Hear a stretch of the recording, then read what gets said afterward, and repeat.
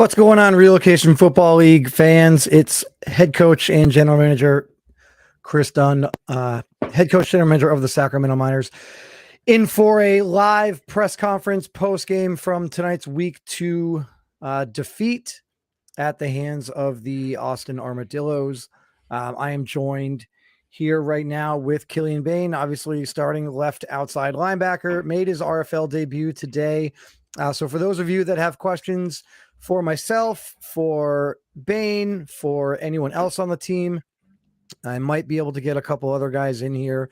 Otherwise, get those questions in the chat, and I'll do everything I can to go over those with you. And if you have questions for Bain, obviously, let him know as well, and I'll get those questions in. So I guess first thing I will say, congratulations, Bain, on recording your first sack in the RFL. How's that feel? It feels amazing. I just before the game, I had a feeling that I could get some pressure, which I ended up doing the entire game. If you watch me closely, but it felt good and very fitting that it was the old quarterback that was here. Yeah, and it's going to be one of many for sure. Yeah, and obviously a nice feeling. We've got a rival in the Dreadnoughts in the ARC South, and Coach Frankie in the chat says congratulations to you. So appreciate it. It's got to be a great feeling when you're getting, congratulatory remarks and comments from our number one division rival. And I say number one division rival, not 10 minutes after we just lost to the Armadillos. And maybe I should recategorize teams as number one rivals, because clearly moving forward, the Armadillos are going to be coming, and notably Chumlee is going to be coming. So one thing that I will say, look, we've had conversations throughout the entire preseason, throughout the entire draft process. This year, listen, guys, if you are watching the Miners this year and you are expecting some sort of just steamrolling through the league, or even something similar to what you saw last year and the year before in that winning the division, look, winning the division this year is the stretch goal at this point. Like, when I joined the league, the goal was to make the playoffs. The stretch goal was to win the division, and then anything after that was nice. I would say now the stretch goal is probably making the playoffs, right? Because we could make the playoffs without winning the division, but I haven't gone into this season with aspirations of a three-peat in the ARC South. Trading away your star quarterback and trading away your superstar X factor middle linebacker, those are big moves that don't get replaced in year one. That is well known. So, for people to watch us this year, Bain, and I'll let you talk on this a little bit, but for people to watch this team and say things like, oh, the Miners are struggling, to me, it's just it's such a lazy and stupid comment, because yes, we had 3 first-round draft picks and they're all starting. Okay? We have 3 guys on offense alone that are rookies and are starting, and 2 of them are on the offensive line. It's the first RFL game. It's week 2. Right. So to say things like we're struggling, it just irked me. Does that bother you? What do you think? What are your goals for this season? In all honesty, it doesn't irk me at all, because we all knew this was going to happen. We all knew we were going to struggle a bit, especially with the young guys, including myself. Right. And coming into the season, people were saying, "Oh, well, you shouldn't have traded Chum. Oh, now Chum's going to be good in this and that." And it's just, at some point, good isn't just, he wasn't going to be good enough, and I'm guessing that's why you traded him away. He was getting older, and yada yada yada. And so when people say that we're going to struggle, We are. That doesn't mean player development isn't a thing. Right. I mean, this is just beginning of season 1 of many. Right. And And I think that's what people don't see. Like, they don't see the big picture. Like, we've already, in the course of a month, I think we've had an overall upgrade of like 10 total points, not team, but individual players, right? Yeah. Like, I believe you have gone up 2 overall points. Fry has gone up an overall point. Connor Jameson has gone up an overall point. McCain has gone up 2 overall points in a month, right? And this was our first game. So it just, this team is going to be significantly different in week 12 and week 13, and certainly this time next year. So yeah, growing pains, I'm okay with. Look, talk about Chumlee. Like, Chumlee didn't do, like, I'm okay. He threw for 350 plus yards. That's a good game. It The is. touchdown, okay, fine. But he threw 2 interceptions, right? Like, Yeah. Chumlee didn't win this game for the Armadillos. And quite honestly, I think what won this game for the Armadillos was the Miners offense. I think our offense is what won the game for the Armadillos. Our offense's inability to sustain drives and move the ball down the field and put ourselves in 3rd and short. It seemed like 90% of the third downs that we had were 3rd and 7, 3rd and 8, 3rd and 12, 3rd and 6. There were not very many 3rd and 2 or 3rd and 1 situations in this game, and that's an issue. Our offense isn't built right now in week 2 with 3 starting rookies to overcome those things. Yeah, and with that being said, I mean, with the additions, with the trade, and like with getting Red and EA, and then trading for Burns, was it? You traded for Burns? Shamir Burns. Burns. We've become more of a pass protection offensive line. Right. And it showed with our run game not being as effective as we probably want it to be, albeit first game. And also what hurt was just a bunch of short passes. Yep. I feel like we didn't necessarily go for the long ball. We didn't go for the deep passes as much as I wanted. And when we did, we didn't really hit the opportunity. We didn't succeed on the opportunities. So that did hurt us a bit. Right. But all in all, yes, our offense struggled. Our defense struggled a bit. It just was not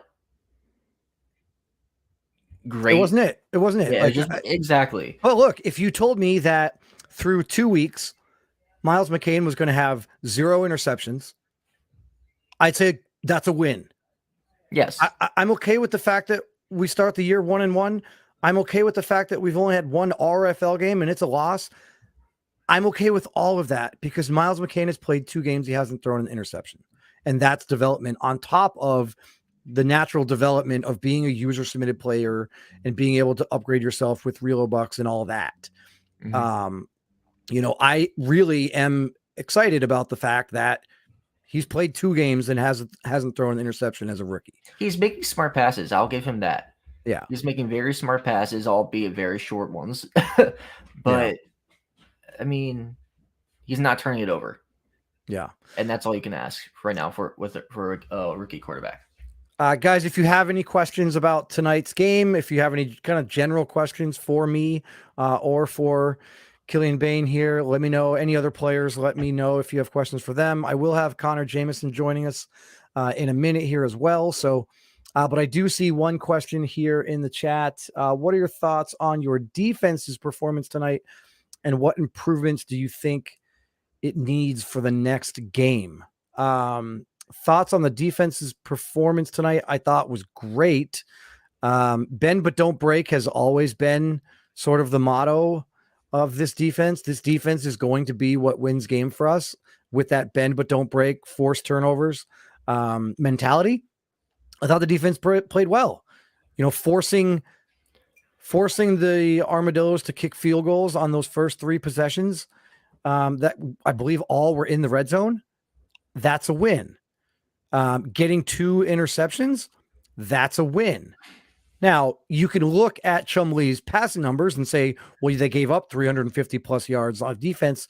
Okay, fine. Right? I guess that's the area of improvement that I would say the defense needs. I think that, to not allow 350 yards passing on a weekly basis, that would be where I would like for this defense to improve. Appreciate the question there. I thought I saw one other one in here also. Oh, here we go. We're talking about rookies. Speaking of rookies, what are your thoughts on how your rookies performed tonight? Yeah, it's all right. So we've got Bane here for this one.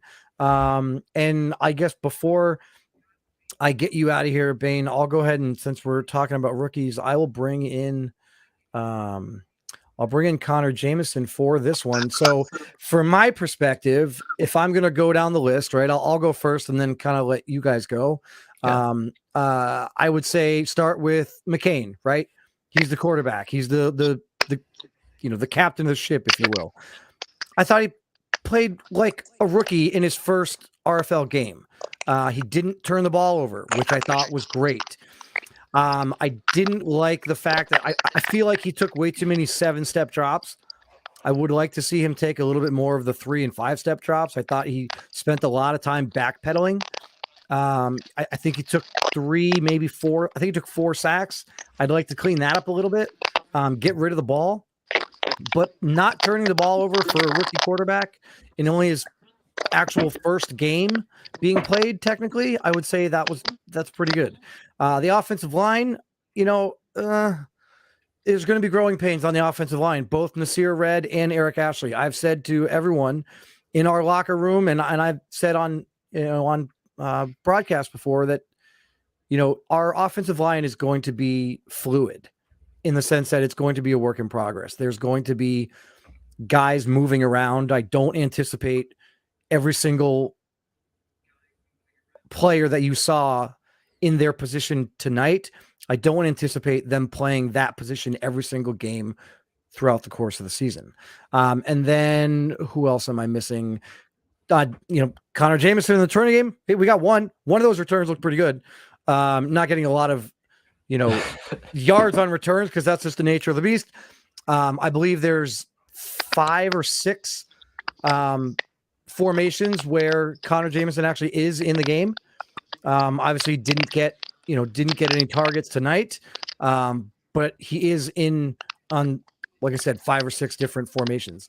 And then on the defensive side of the ball, Killian Bane was great. I mean, obviously he's right here, so I'm not going to talk smack about him, but you got your first RFL sack, right?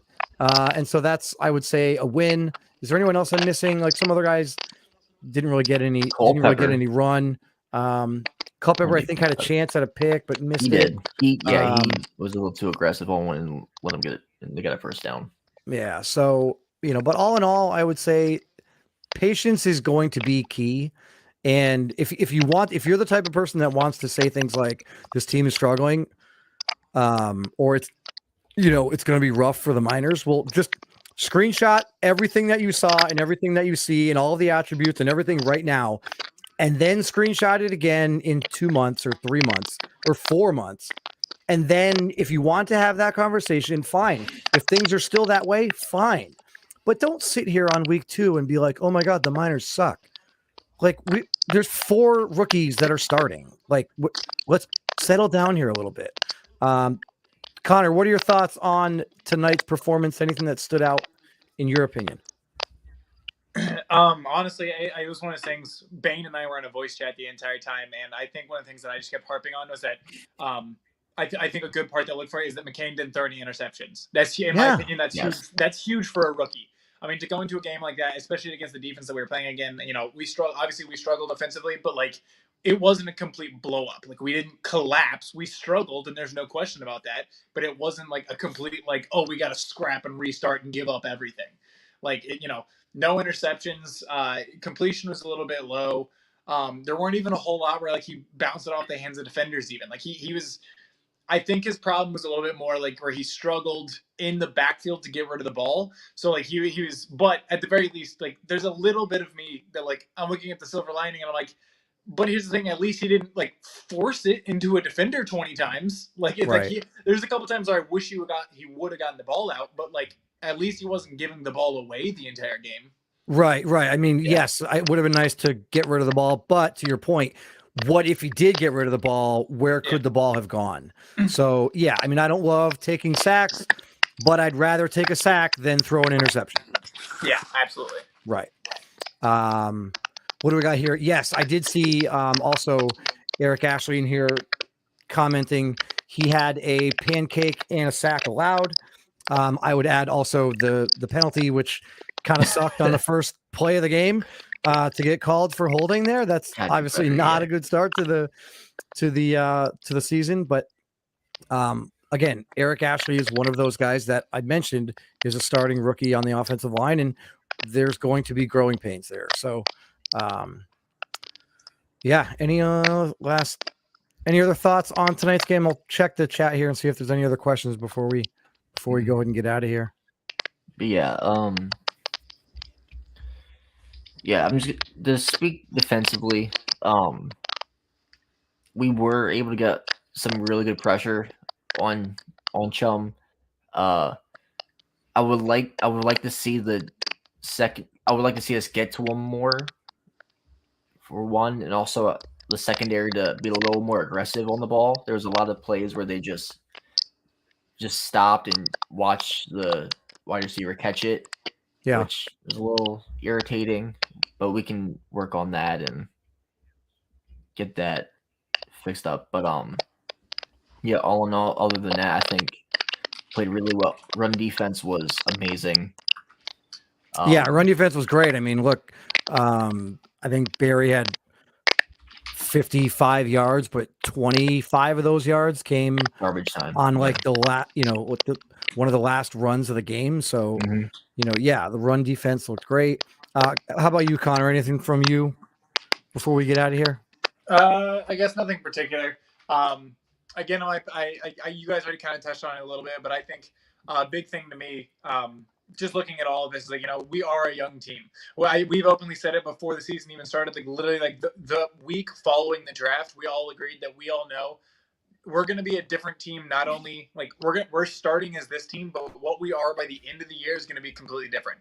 We've got 5 guys that got full loaded reloads, and we're going to be, we're all going to be leveling up. And like the team that we are now and the team we're going to be finishing as is completely different. And the team we're going to be next year is completely different. Like I don't want to be talking about like, oh, next year, like, oh, it's already a wash, we're moving on to next year. But it's like we are a team that is going to get a lot better, a lot faster than a lot of the teams around us. And that's, for me, that's something that I'm looking forward to. Like, I didn't watch this game. Like, I was surprised, I guess, and like a little bit upset that like the score was as bad as it was.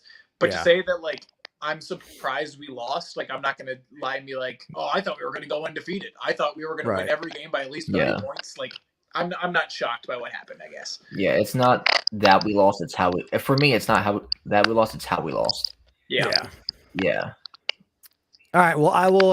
I'll let you guys go ahead and get out of here. I'm gonna take one more question. I'm gonna let you guys out of here, and then I got one last thing that I see in the chat here that I'm going to address. So appreciate you guys. We'll talk to you. We'll probably talk to you, if not later tonight, then certainly throughout the week, and we'll get ready for Oklahoma City next week. Sounds like a plan.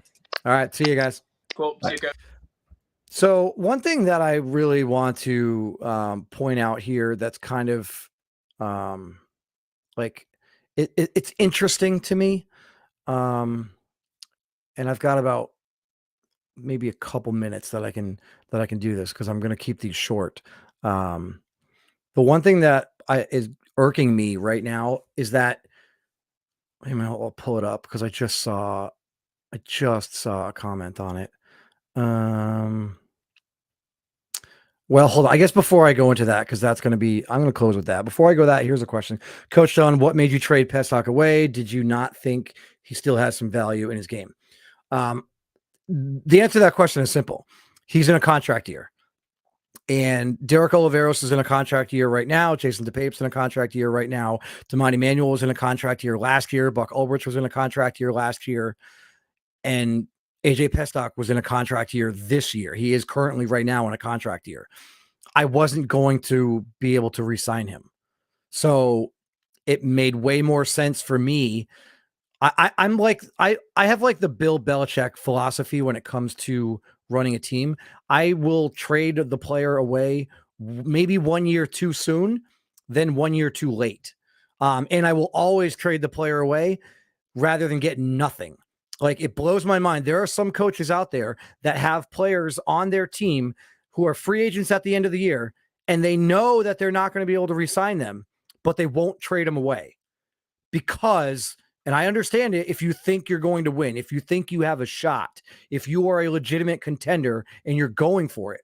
But there are teams, I've looked over every roster for certain players and certain positions in general. There are a lot of teams out there that have guys in walk years. They're not going to resign and they won't trade them. They'll ride it out and they'll finish the year with an 8-9 record or a 7-10 record or a 9-8 record. And that guy will just go into free agency.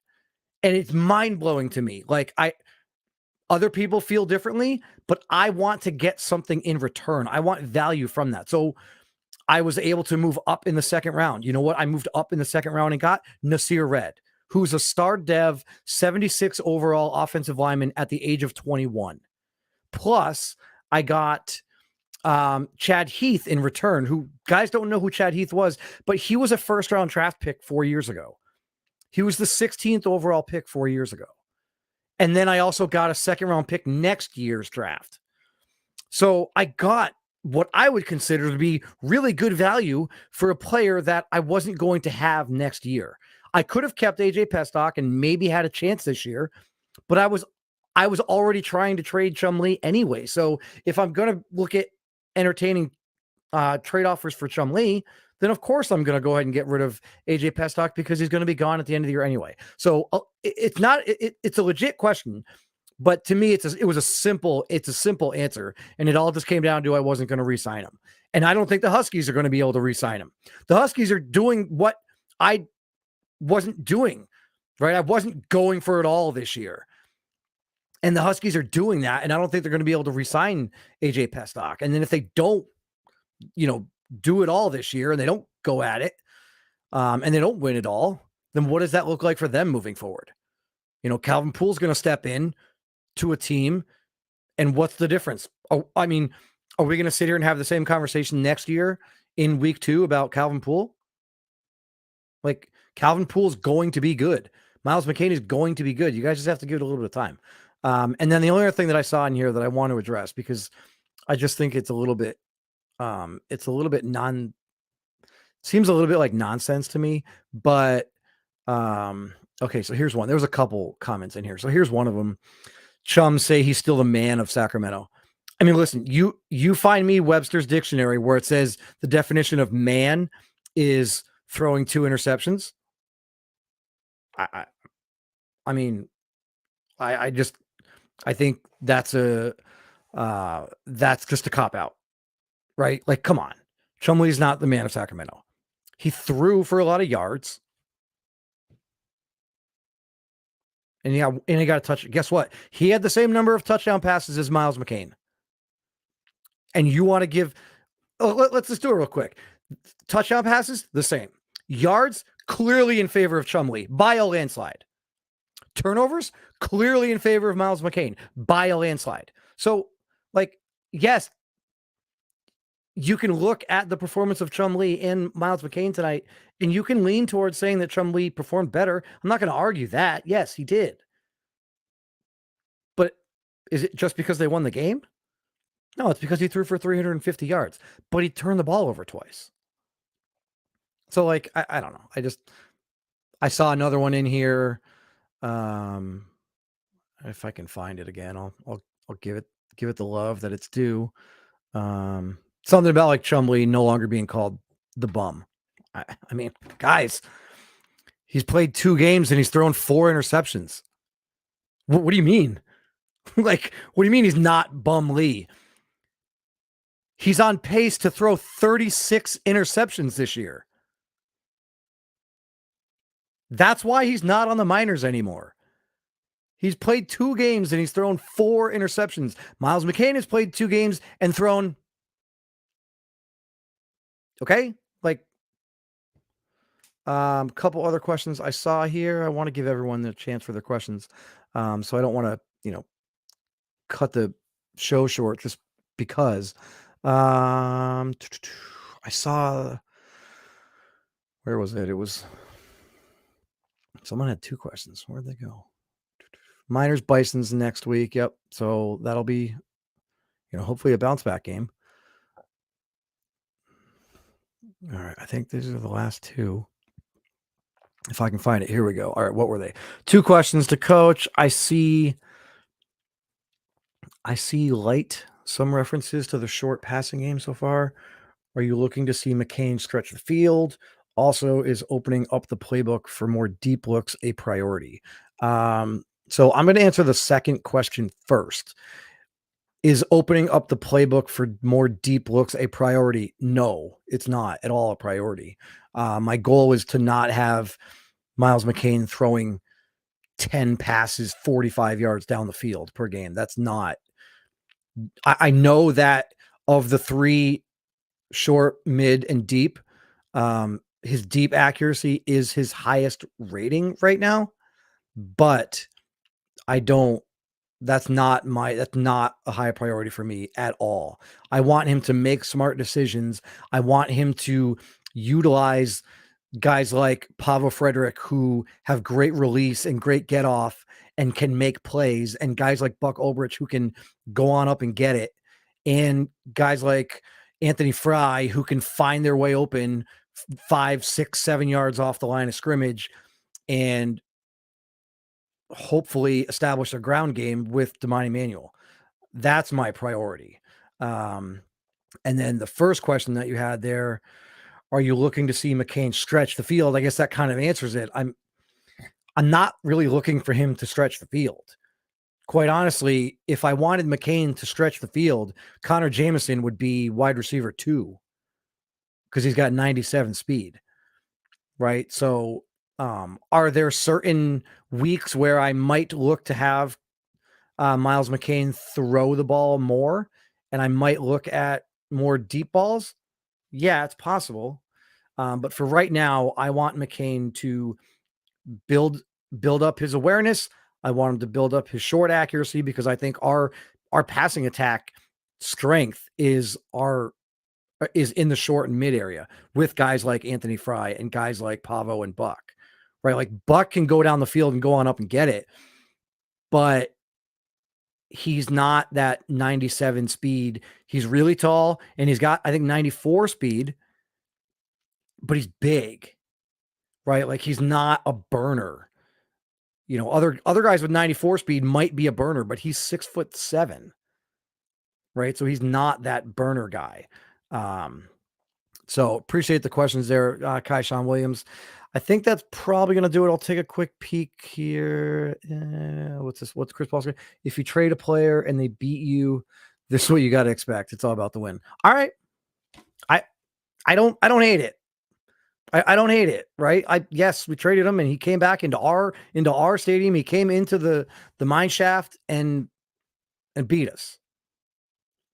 But beating Chumlee and the Austin Armadillos is not like priority number 1 this season at all. So it would have been nice. I wish that we didn't play him the first RFL game. I wish both of our games against the Armadillos were later on in the season.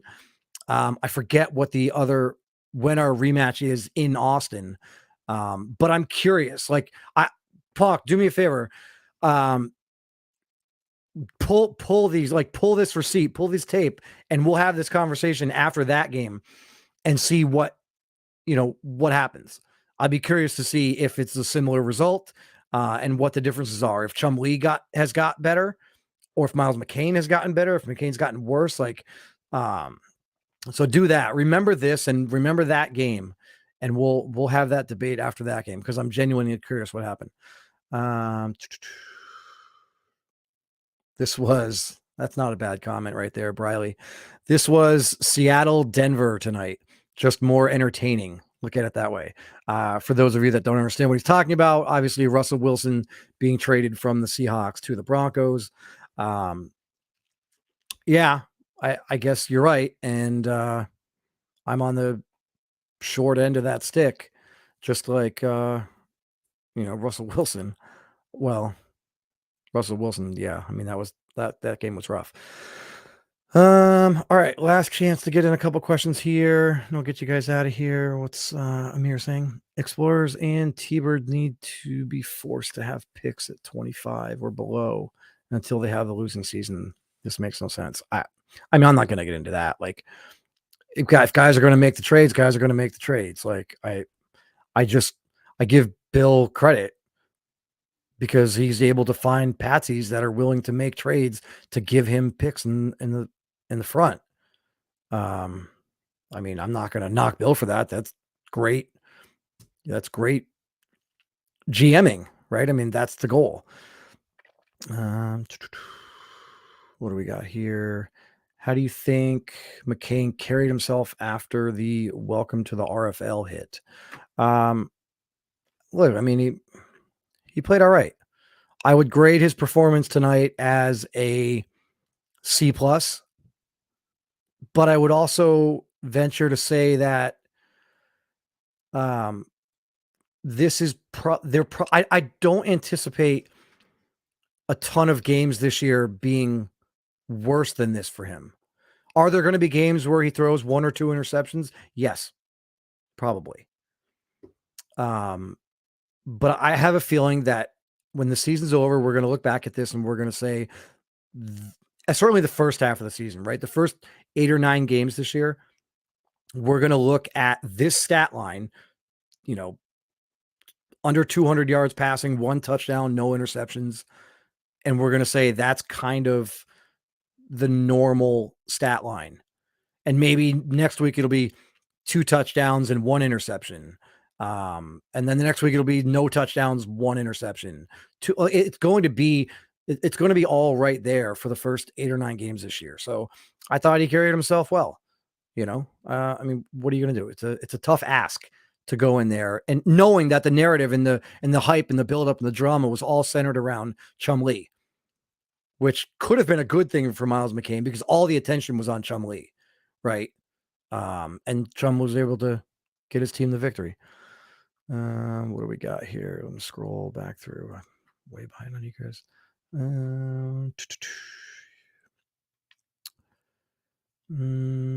What do we got? Last chance.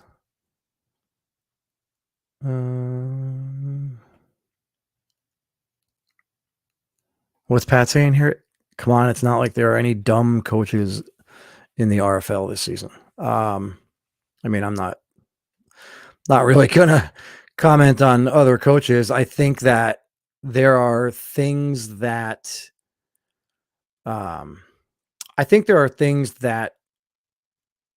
coaches do that I don't agree with, but I wouldn't necessarily call it a dumb decision or they're dumb for doing it.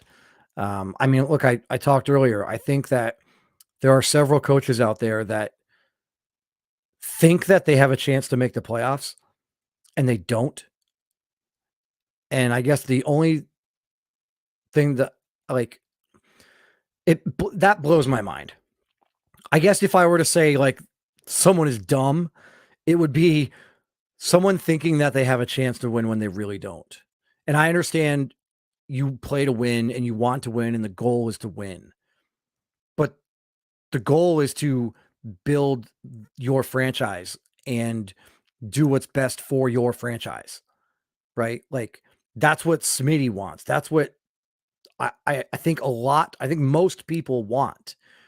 You want to build your franchise. Like I'm not playing for 2023.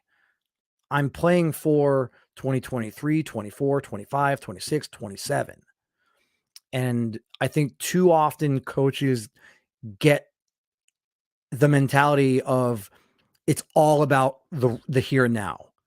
And it is to a degree, but you have to be realistic. There are way too many teams in this league right now that have no chance at winning a Relo Bowl.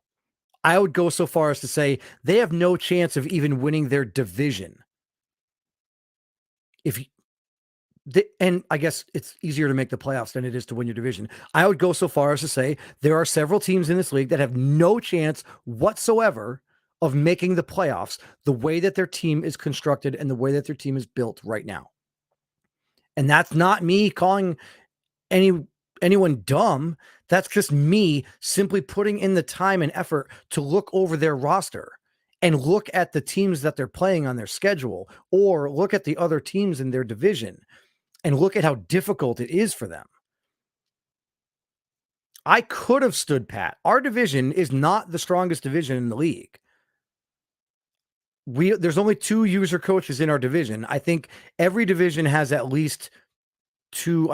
I have to go back and double check. I'm pretty sure every division has 2 user coaches, if not 3.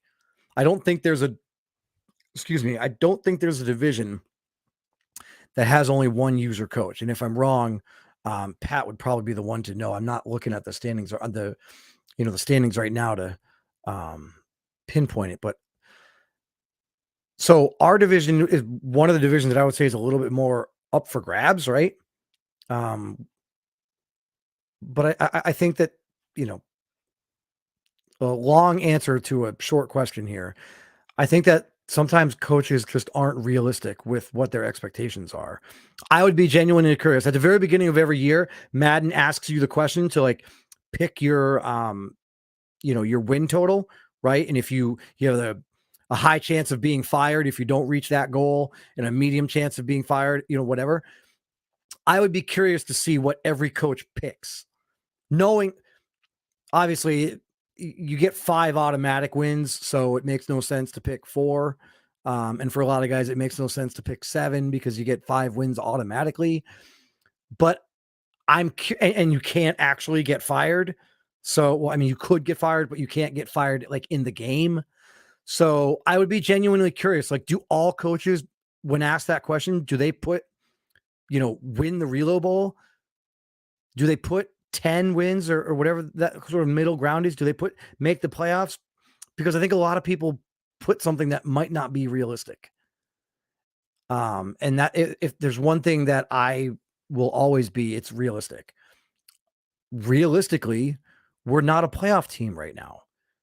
You can't expect to be a playoff team when you trade away your star quarterback and your superstar X factor middle linebacker.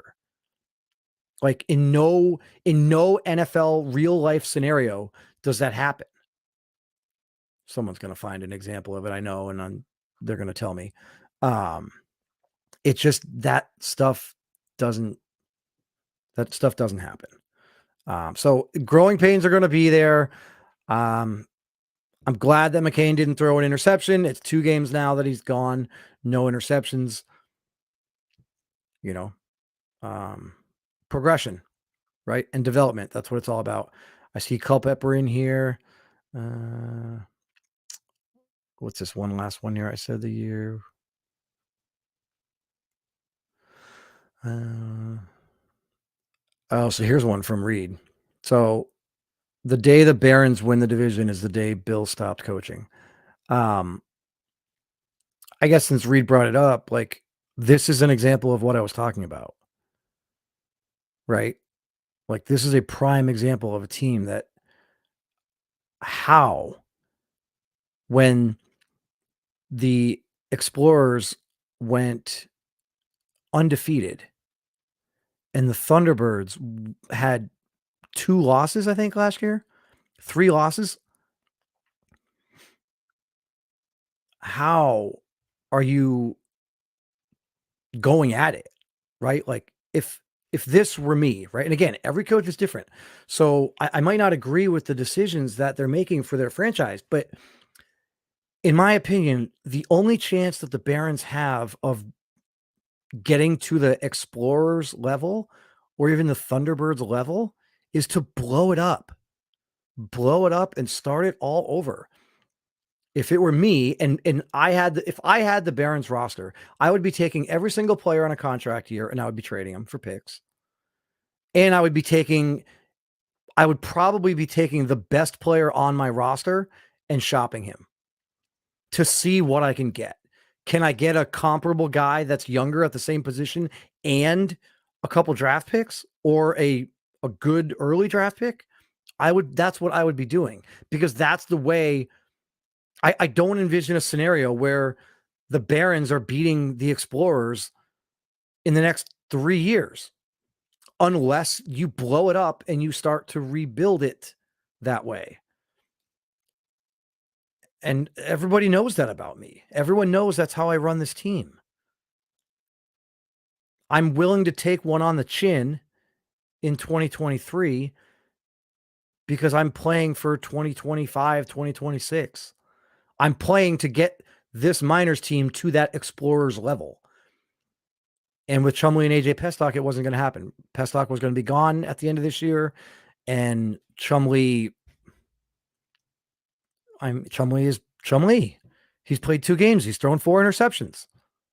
But because he beat the Miners in week 2, everyone thinks that he's great again. So, appreciate the questions and the comments in here tonight, guys. I'll take one last quick through, but yeah, I'm going to try to do these every primetime game that the Miners have. I'm going to do a live post-game press conference like this and get some of the guys in to join us. I'll see who we can get on next week. So we had Connor Jameson and Killian Bain on tonight. I'll see if next week maybe we can't get maybe Miles McCain and Anthony Fry. And then also I'm going to try to kick back up Miners Live on Wednesdays for you guys. So keep an eye out for that stuff as well. But again, appreciate the support, appreciate the questions. Unfortunately, we were unable to get the victory tonight, but I look forward to brighter days in the future and more development from a lot of these rookies. So until next time, Chris Dunn, head coach and general manager of the Sacramento Miners, and I will talk to you guys later. Have a good night, everybody.